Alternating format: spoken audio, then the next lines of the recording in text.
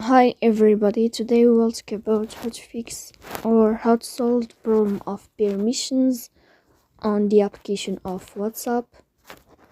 You will go to settings here in this first page of settings.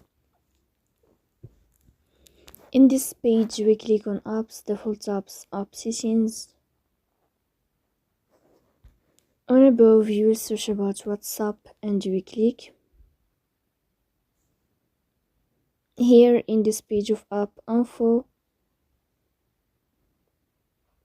you will click on first stop and you will click OK. Here you will enter to storage. Then we click on clear cache.